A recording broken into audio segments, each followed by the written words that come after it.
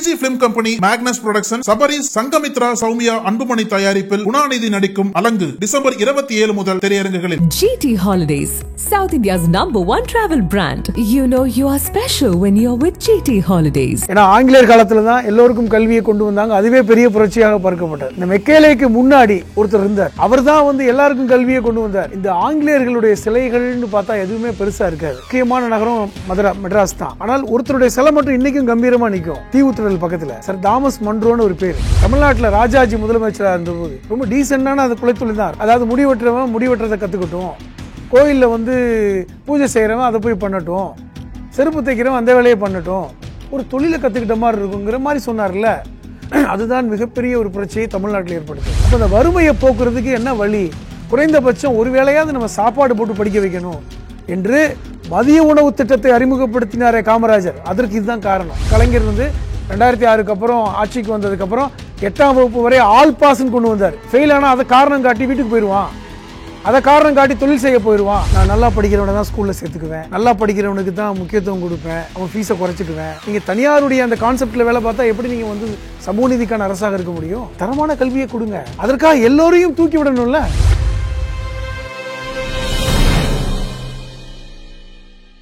இது 8வது 5வது இது வந்து தமிழகத்தை பொறுத்த வரைக்கும் ஆல் பாஸ் கலைஞர் ஆட்சி காலத்திலே வந்துருச்சு. இப்போ மத்திய அரசு பள்ளிகளில் அது கிடையாது அப்படின்னு அவங்க சொல்கிறாங்க. தமிழகத்தில் நாங்கள் ஏற்க மாட்டோம், இதில் யாரும் குழப்பம் அடைய வேண்டாம் அப்படின்னு பள்ளிக்கல்வித்துறை அமைச்சர் ஒரு விளக்கம் கொடுத்துருக்கிறார். மத்திய அரசு நல்ல தரமான கல்வியை தரத்துக்காக தான் இந்த மாதிரி சிஸ்டம்லாம் கொண்டாடுது.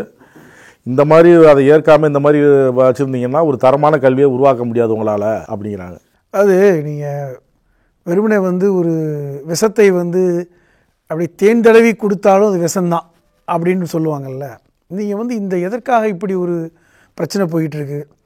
இந்த கல்வி விஷயத்தில் ஒன்றிய அரசுக்கும் மாநில அரசுகளுக்கும் இடையில் நடக்கின்ற இந்த பிரச்சனைக்கான மூலக்கூறு என்ன?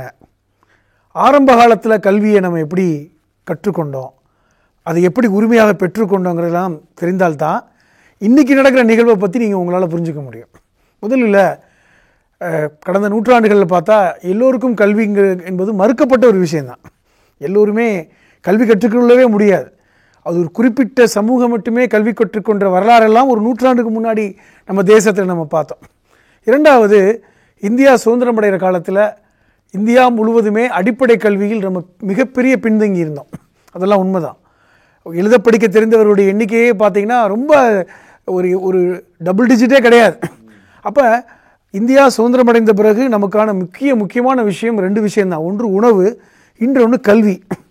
அப்போ எல்லோருக்கும் கல்விங்கிற அந்த ஒரு ஸ்கீமை 1946 கொண்டு வந்த பொழுது அதற்கு தலைவராக வந்து டாக்டர் ராதாகிருஷ்ணன் அவர்களை, இன்றைக்கி கூட நம்ம வந்து அவரைத்தான் வந்து ஆசிரியர் தினத்தில் கொண்டாடுறோம், அவர் தலைமையில் ஒரு குழுவே போட்டாங்க. அதெல்லாம் கரெக்டு தான். அப்பொழுது கல்வி என்பது பொதுப்பட்டியலில் கிடையாது, அது வந்து மாநில பட்டியலில் தான் கல்வி இருந்தது. இருந்தாலும் ஒன்றிய அரசு சில வழிகாட்டு முறைகளை கொண்டு வந்து எல்லோரும் கல்வி கற்றுக்கணும் அப்படின்னு சொல்லும் பொழுது அந்தந்த மாநிலங்கள் வந்து சுயமாக வந்து நம்ம மாநிலத்தை கல்வியில் முன்னேற்றணும்னு சொல்லிட்டு இது பண்ணும்போது தான் தமிழ்நாட்டில் அதற்கான முயற்சிகளை பெரிய அளவில் எடுத்தாங்க. சொல்லப்போனால் இதெல்லாம் வரலாறு.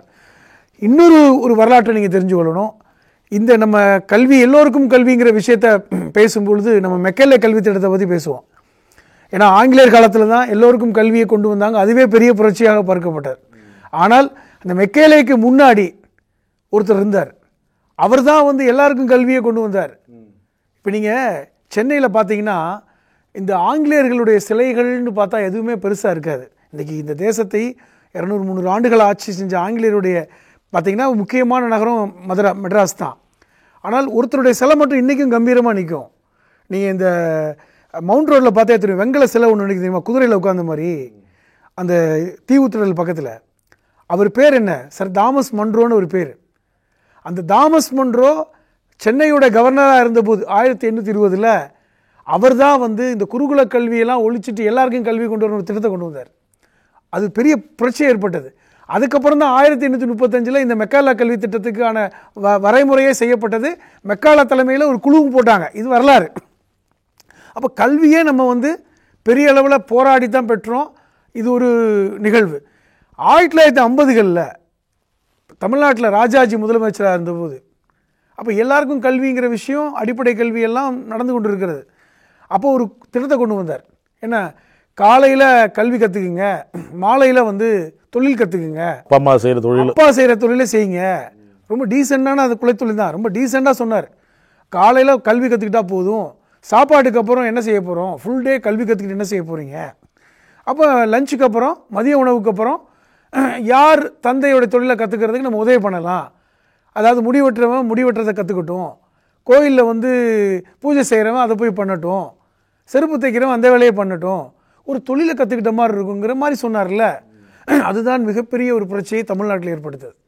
பெரியார் முதற்கொண்டு அப்பொழுது பெரியார் தலைமையில் மிகப்பெரிய ஒரு போராட்டத்தை முன்னிறுத்தினாங்க. இது வந்து குலக்கல்வி திட்டம், இது சனாதனத்தினுடைய அந்த வேறு மறுபடியும் ஊண்ட பார்க்குறாருன்னு சொல்லிட்டு அந்த போராட்டத்தினுடைய முடிவு தான் 1953 ராஜாஜியுடைய ஆட்சி தூக்கி எறியப்பட்டது. காமராஜர் ஆட்சிக்கு வரார். காமராஜர் வந்து ஆட்சி செய்தது, பதவியேற்றதுக்கு அப்புறம் செய்த முதல் வேலையே என்னன்னா இந்த குலக்கல்வி திட்டத்தை தூக்கி எறிந்தது தான். இப்போ இதெல்லாம் நம்ம பார்க்குறோம். அப்போ இதற்கப்புறம் தான் முதல்வராக இருந்த காமராஜர் கொண்டு வந்த முக்கியமான ஒரு நகர்வு தான் எல்லாரையும் படிக்க வைக்கணும்னா என்ன காரணம், பிரச்சனை, அப்போ உணவு வறுமை தான். அப்போ அந்த வறுமையை போக்குறதுக்கு என்ன வழி, குறைந்தபட்சம் ஒரு வேளையாவது நம்ம சாப்பாடு போட்டு படிக்க வைக்கணும் என்று மதிய உணவு திட்டத்தை அறிமுகப்படுத்தினாரே காமராஜர். அதற்கு இதுதான் காரணம். இப்போ நான் எதுக்கு சொல்ல வரேன்னா, இப்படி போராடி பெற்ற கல்வி, அந்த கல்வி இன்றைக்கி வந்து பாருங்கள், தமிழ்நாடு வந்து இப்படி போராடியதன் காரணமாக தான் இந்தியாவிலேயே வந்து தமிழ்நாடு கல்வியில் முதன்மையான மாநிலமாக தானே இருக்குது. அரசாங்கத்துடைய பதிவின் அடிப்படையில் 2011 கணக்கின் அடிப்படையிலேயே எழுத படிக்க தெரிந்தவர்கள் இந்தியா முழுவதும் பார்த்தீங்கன்னா 40 விழுக்காடு கீழே இருந்தாங்க. தமிழ்நாடு 80 விழுக்காடுக்கு மேலே இருந்தது அப்பொழுது 2011. இப்பொழுது 95 விழுக்காடு எழுத படிக்க தெரிந்த மாநிலம் தமிழ்நாடு. கேரளாவுக்கு அடுத்த இடத்தில் இருக்குது தமிழ்நாடு. அப்போ இப்படி உயர்ந்த இடத்துக்கு போனதற்கு காரணம் நம்முடைய உழைப்பும் போராட்டமும் நம்ம கல்வி முறையும் தான். இது என்ன பிரச்சனை வந்தது நீங்கள் புரிஞ்சுக்கணும்னா, 76களில் இந்த கல்வியை வந்து பொதுப்பட்டியலுக்கு கொண்டு போனது தான்.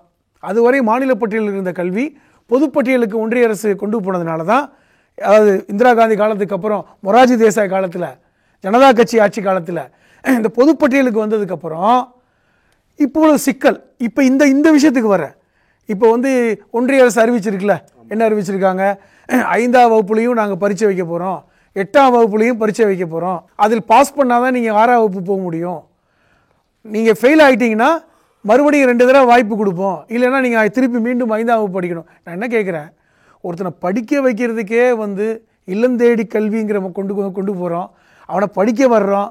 இது யாருக்கு கஷ்டம்? வசதி படைத்தவர்களுக்கு பிரச்சனையா? கிடையாது. தலைமுறையாக படிப்பவர்களுக்கு பிரச்சனையா? கிடையாது. இந்த முதல் தலைமுறையாக படிக்க வர்றாங்க பாருங்க, அவனுக்கு பிரச்சனை தானேங்க. அவன் அப்பா தாத்தா படிச்சிருக்க மாட்டான். அப்போ அவனை படிக்க வைக்கிறது தான் நம்மளோட நோக்கமாக இருக்கிறது. அதுக்காக தான் மதிய உணவு கொடுக்குறோம், அதுக்காக தான் இன்றைக்கி காலை உணவு கொடுக்குறோம். அவனை படிக்க வைக்கணும், 100 விழுக்காடு நம்ம படிப்பறிவு கொண்டு போயிடணும் அப்படிங்கிற நோக்கம் தானே. அந்த அடிப்படையில் தான் கலைஞர் வந்து 2006க்கு அப்புறம் ஆட்சிக்கு வந்ததுக்கப்புறம் 8ஆம் வகுப்பு வரை ஆல் பாஸ்ன்னு கொண்டு வந்தார். ஃபெயிலே வேணாப்பா, ஃபெயில் ஆனால் அதை காரணம் காட்டி வீட்டுக்கு போயிடுவான், அதை காரணம் காட்டி தொழில் செய்ய போயிடுவான் அப்படின்னார்ல. அந்த நோக்கத்தின் அடிப்படையில் தான் இன்னைக்கு நம்ம கல்வியில், அடிப்படை கல்வியில் உயர்ந்திருக்கோம். இப்போ ஏன் ஒன்றிய அரசு இதை திருப்பி கொண்டு வராங்க நீங்கள் பொருத்தி பார்க்கணும். வெறும் கல்வியா பிரச்சனை கிடையாது. சமீபத்தில் ஒரு திட்டம் கொண்டு வந்தாங்க பார்த்தீங்களா ஒன்றிய அரசு. என்ன திட்டம்? இந்த விஸ்வகர்மா யோசனா திட்டம். அது என்ன திட்டம்? நவீன குலக்கல்வி.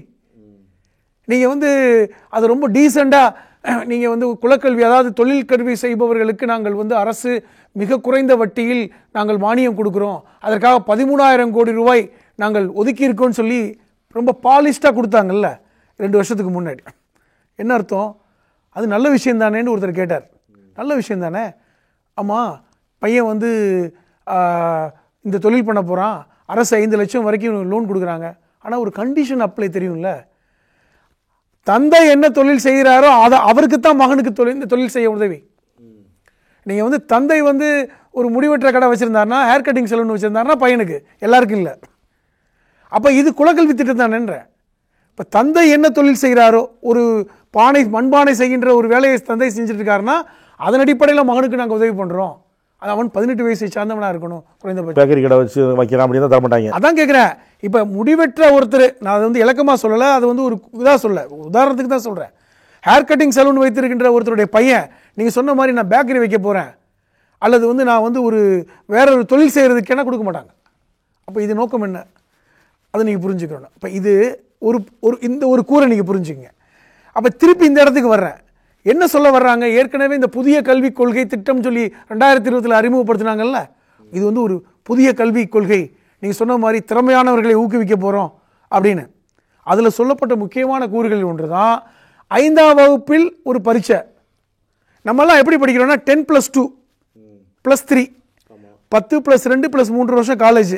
இவங்க எப்படி கொண்டு வராங்கன்னா 5 +3 +3 +4 இப்படி பிரிக்கிறாங்க. அதாவது 5 வகுப்பு வரை 11 வயசு வரை உங்களுக்கு ஒரு பரீட்சை. நீங்கள் வந்து பாஸ் ஆகிட்டிங்கன்னா 6ஆவதுக்கு போயிடுவீங்க.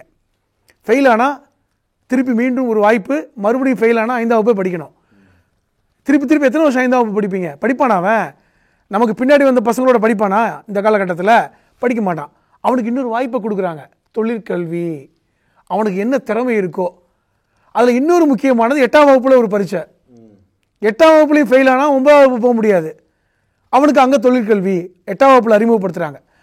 அப்போ படிக்கின்ற குடும்பத்தை சார்ந்த மாணவர்கள் படிச்சுட்டு போயிட்டே இருப்பான். ஒரு குறிப்பிட்ட சமூகத்தை சார்ந்தவர்களோ அல்லது வந்து 4-5 தலைமுறை படித்தவனோ, குறைந்தபட்சம் அப்பா படித்தவனோ படிக்க வச்சுருவான். யாருக்கு சிக்கல் வரும்?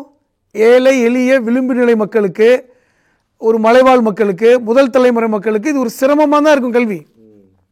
நம்ம கூட கிண்டல் அடிக்கலாம், அவன் வந்து என்னைக்கு படித்து வர்றதுக்கே 8ஆம் குறைந்தபட்சம் 8ஆம் வகுப்பு படிச்சுட்டாதான் எழுத படிக்க தெரிஞ்சிருவான்ல.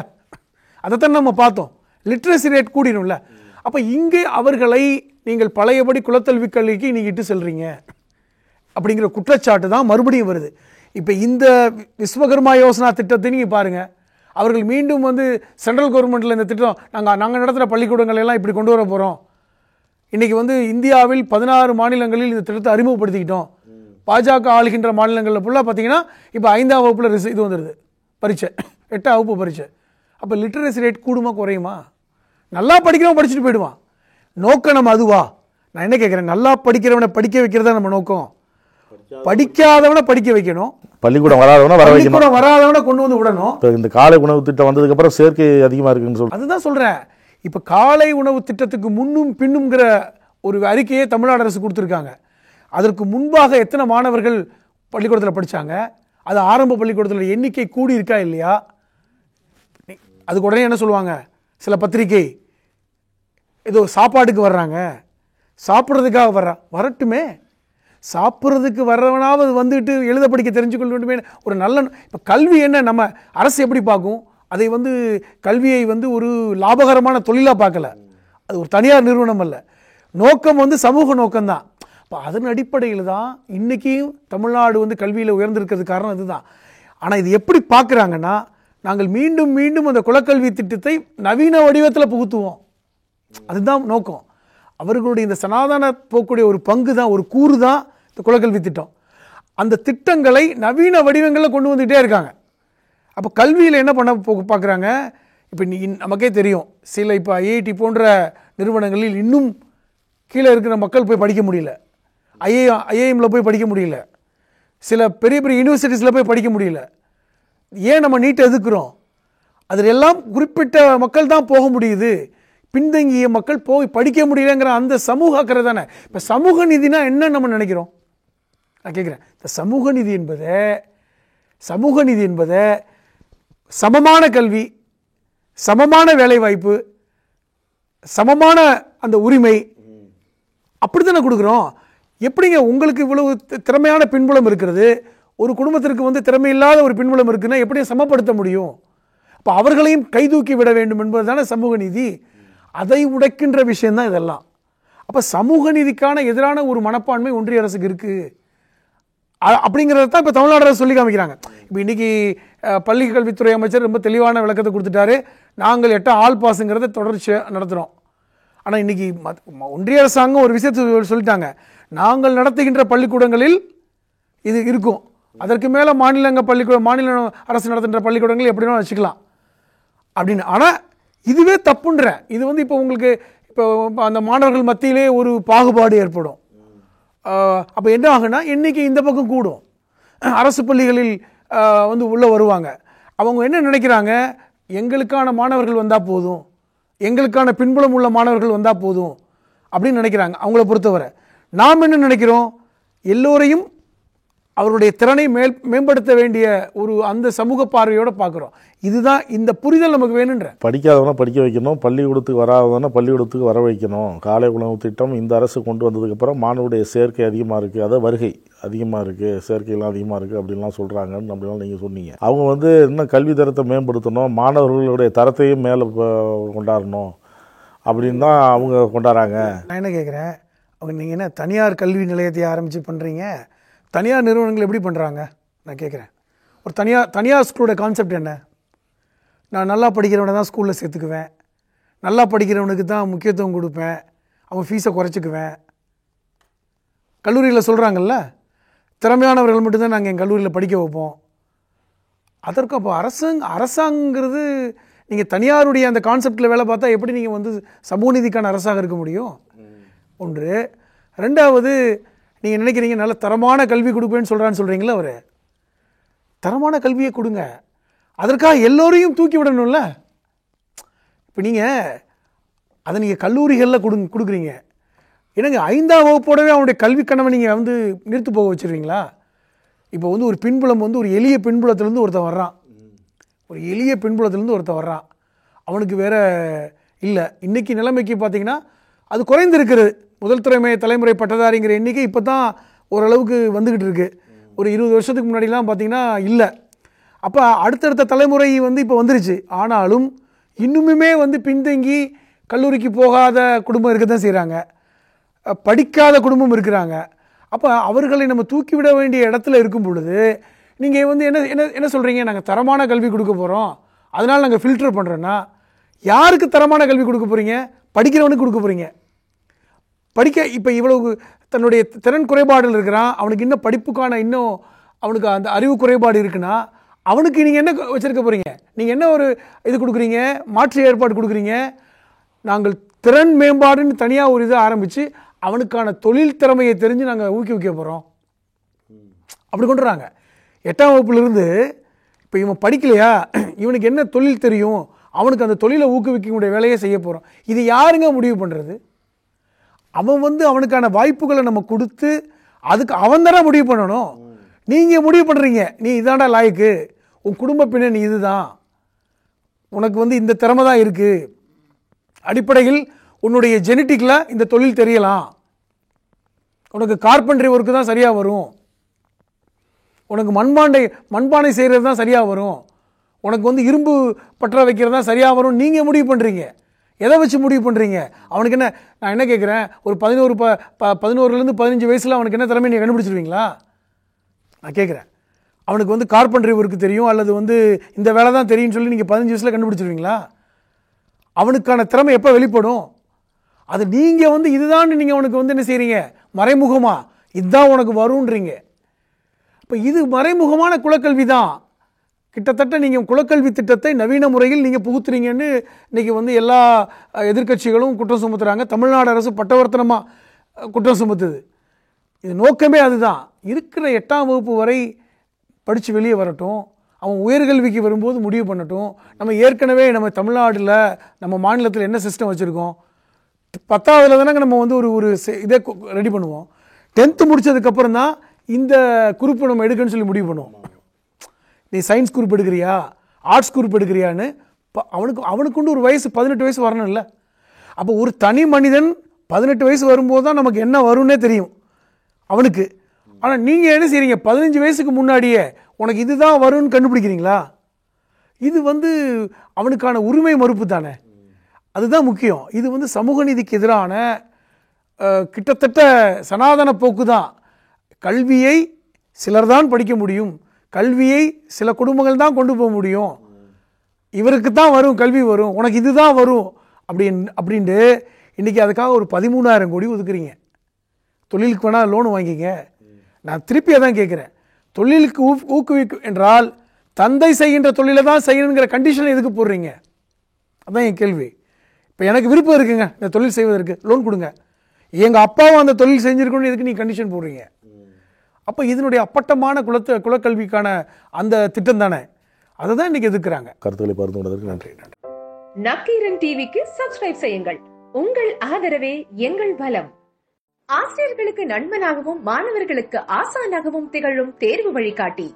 ஒவ்வொரு பாடத்திற்கும் அனுபவமிக்க ஆசிரியர்களின் துல்லியமான தெளிவான விடைகள். CNC இருக்கு, தேர்வு பயம் எதற்கு? இது தீரன் பப்ளிஷிங் ஹவுஸ் விற்பனை வெளியீடு.